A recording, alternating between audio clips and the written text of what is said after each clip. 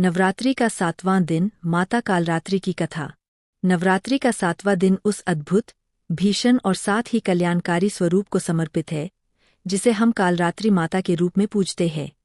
माँ दुर्गा के इस स्वरूप को देखकर प्रथम दृष्टि में भय उत्पन्न होता है, किंतु यह स्वरूप भक्तों के लिए असीम करुणामयी और कल्याणकारी है। इन्हें शत्रुओं का नाश करने वाली, तंत्रमंत्र का विनाश करने वाली और हर प्रकार के भय का अंत करने वाली देवी कहा जाता है।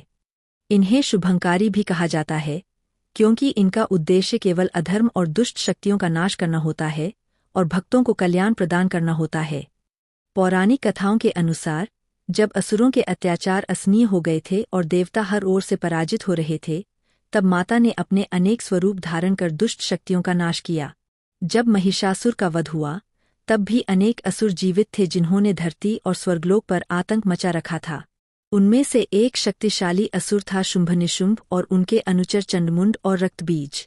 रक्तबीज का अहंकार इतना प्रबल था कि जब भी उसके शरीर से रक्त की एक बूंद भूमि पर गिरती, वहीं से एक नया रक्तबीज उत्पन्न हो जाता। यह वरदान उसे महादेव से प्राप्त था। देवताओं के लिए यह स्थिति अत्यंत भयावह हो चुकी थी। जब भी कोई रक्तबीज को घायल करता, उसका रक्त भूमि पर गिरकर अनेक नए रक्तबीज उत्पन्न कर देता और सेना बढ़ती ही जाती। देवता हार मानकर फिर से आदिशक्ति की शरण में पहुंचे और प्रार्थना की कि केवल वे ही इस संकट का समाधान कर सकती है। तब माँ दुर्गा ने अपने भीतर से एक अत्यंत विकराल स्वरूप प्रकट किया। उनका शरीर अंधकार के समान काला था, केश बिखरे हुए थे, गले में विद्युत सी चमकती माला थी, आंखें अग्नि की भांति लाल थीं और श्वास से अग्नि की ज्वालाएं निकल रही थीं। वे नंगी थीं, केवल आभूषणों से अलंकृत थी और उनके गले में नरमुंडों की माला थी। उनका वाहन गधा था और वे 4 भुजाओं वाली थीं। वे एक हाथ में वज्र और एक में तलवार धारण करती थीं, तीसरे हाथ से वर देती थी और चौथे से अभय प्रदान करती थीं। यही माता कालरात्रि का स्वरूप था।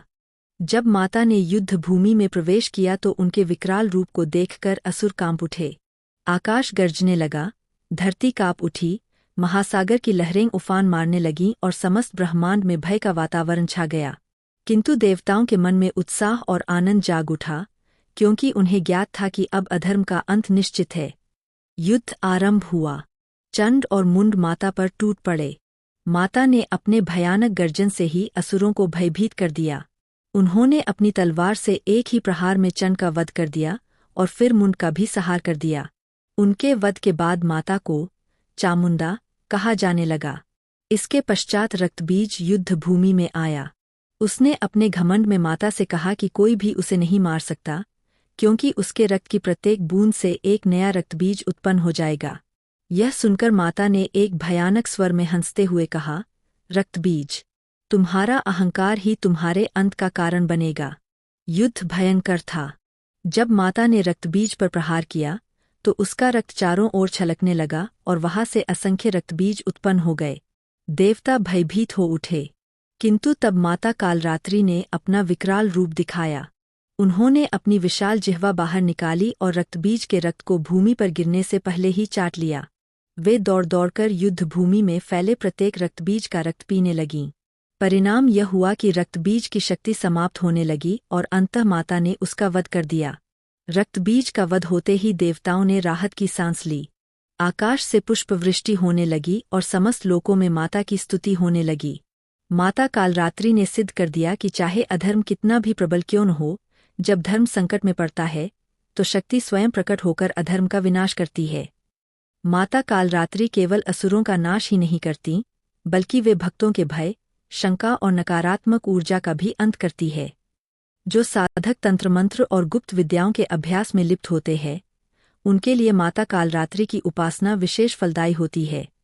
माना जाता है कि उनकी कृपा से साधक को अद्भुत सिद्धियां प्राप्त होती है और वह हर प्रकार के भय से मुक्त हो जाता है।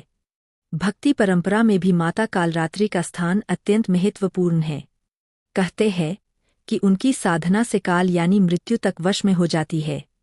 उनके नाम का जप करने से भक्त को जीवन में कभी भय का अनुभव नहीं होता। वह साहस, निडरता और आत्मविश्वास से परिपूर्ण हो जाता है। नवरात्रि के 7वें दिन जब भक्त माता कालरात्रि की पूजा करते हैं, तो वे लाल या नीले फूल अर्पित करते हैं। इस दिन रात्रि जागरण और विशेष साधना का भी विधान है। साधक प्रार्थना करता है कि माता उसके जीवन से अंधकार, भय और अज्ञान का नाश करे और उसे ज्ञान, वैराग्य तथा मोक्ष प्रदान करें। माता कालरात्रि का यह स्वरूप हमें यह संदेश देता है कि जीवन में अंधकार चाहे कितना भी गहरा क्यों न हो, अंतः प्रकाश की ही विजय होती है। यदि हम सत्य और धर्म के मार्ग पर चलें तो कोई भी भय हमें रोक नहीं सकता। हमें केवल अपने भीतर की शक्ति को पहचानने की आवश्यकता है। जब हम माता कालरात्रि का स्मरण करते हैं तो हमें यह भी ध्यान रखना चाहिए कि यह स्वरूप केवल बाहरी दुष्ट शक्तियों के विनाश के लिए नहीं है, बल्कि यह हमारे भीतर के अंधकार का भी नाश करता है। हमारे भीतर का अज्ञान, लोभ, अहंकार और भय ही असली असुर है। माता का ध्यान करने से ये असुर नष्ट होते हैं और हम अपने जीवन में सच्चे अर्थों में विजयी होते हैं। इस प्रकार माता कालरात्रि की कथा केवल एक पौराणिक प्रसंग नहीं है, बल्कि यह हमारे जीवन का मार्गदर्शन भी है। यह हमें प्रेरणा देती है कि चाहे संकट कितना भी बड़ा क्यों न हो, यदि हम साहस और सत्य का साथ दें तो कोई भी शक्ति हमें पराजित नहीं कर सकती। नवरात्रि का 7वां दिन माता कालरात्रि की साधना और आराधना का दिन है। इस दिन भक्त विशेष रूप से यह संकल्प करते हैं कि वे भय और अज्ञान से दूर रहकर सत्य, साहस और धर्म के मार्ग पर चलेंगे। कल नवरात्रि के 8वें दिन हम मां महागौरी की कथा सुनेंगे, जो अपने शांत, सौम्य और दिव्य स्वरूप से भक्तों के जीवन को शांति और सौंदर्य से भर देती है। कल आएगी 8वें दिन की कथा।